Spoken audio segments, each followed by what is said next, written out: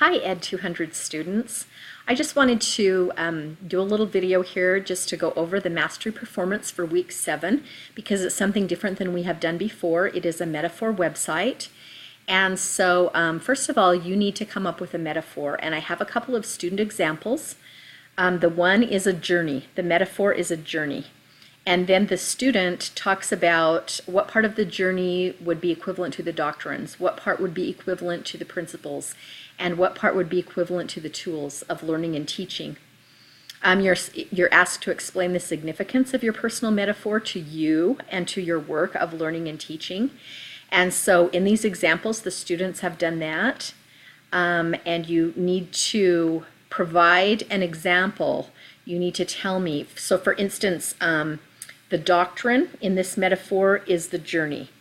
The principles are the backpack taken on a journey, and the tools would be the food and supplies for self-providence.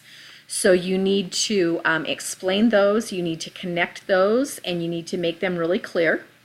And then you need to annotate your example with course authors, or also annotate and or cite. So cite the work of authors that you have read, and it can be the work of general authorities and prophets and leaders of the church, like from conference talks. You can include those things.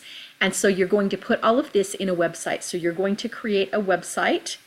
If you already have a blog or something like that, or your own website, you can put this on there as part of that. Just remember that you need to open it up so it's public, so that I can see it and so that your classmates can see it. Or you can just create your own website with however you choose to do that, whatever is easiest for you. So just take a look at these examples. The second example is a ship as a metaphor. So the whole equals doctrines. The masts would be the principles, and the sails would be the tools. There are some examples. There's a video for you to watch on your content page that will help you, and there are also some links that you can click on. I would encourage you to do that because that will give you examples that will be helpful to you as you create your own metaphor.